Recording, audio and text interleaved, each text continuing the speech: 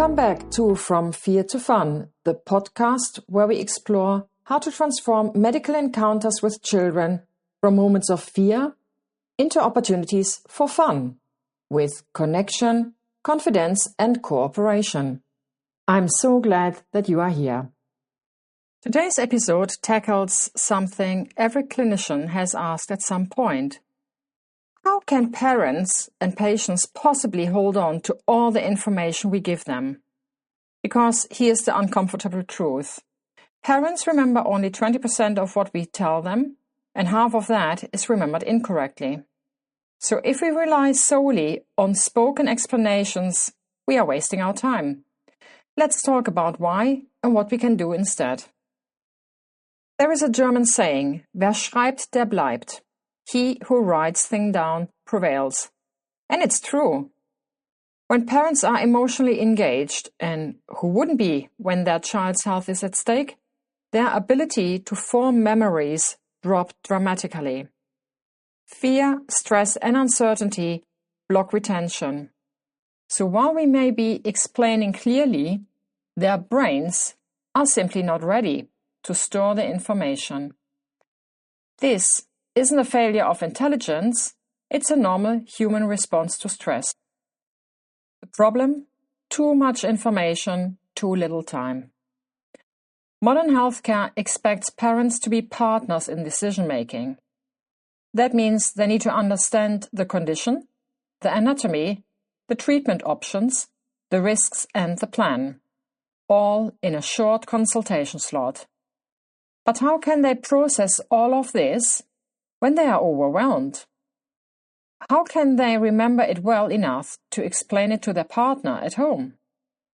How can they make informed decisions if the information evaporates at the moment they leave the room? This is where we need a better tool. In a previous episode, I introduced my explanation sheet, a simple, handwritten summary I create during the consultation.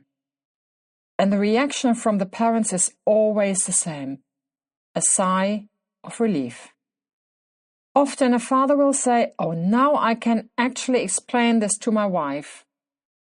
The explanation sheet works because it simplifies the anatomy, captures the parent's concerns, summarizes my explanation, outlines the agreed plan, gives them something to take home, and it becomes a bridge between the consultation and the rest of their life. You may ask, why not just give them a copy of the letter? Medical letters are essential, but they are not written for parents. They are written for colleagues. They use technical language. They include concepts that are not parent-friendly. And sometimes they contain sensitive information that cannot be shared even with the parents. A letter is a communication tool between professionals. It's not a teaching explanation tool for families. A handwritten summary is. You might argue, but this takes too much time. This is the most common objection. But does it? If we spend 10 minutes explaining something verbally, knowing they will forget almost all of it before they reach the car, is that really efficient? Or is that simply repeating the same cycle of dependence? In systems like the NHS, where follow-up appointments are scarce, we cannot afford to keep families depending on us for every step. We need to empower them, and a handwritten summary is not a luxury. It's a time-saving investment.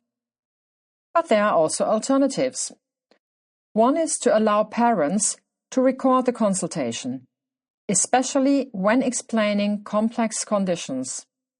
This can be incredibly helpful, but it still doesn't replace the clarity of a simple, visual, personalized summary.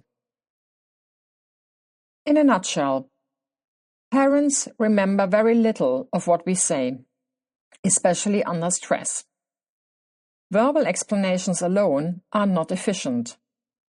A handwritten summary empowers families and saves time in the long run. Medical letters are not designed for parents.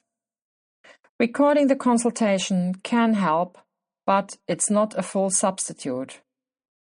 So stop wasting your time. Give parents something they can take home. And this is how we move from fear to fun. Thanks for listening to From Fear to Fun. Next time, we will aim to improve our language, from medical to plain and simple. Until then, remain curious, offer connection, and keep moving from fear to fun.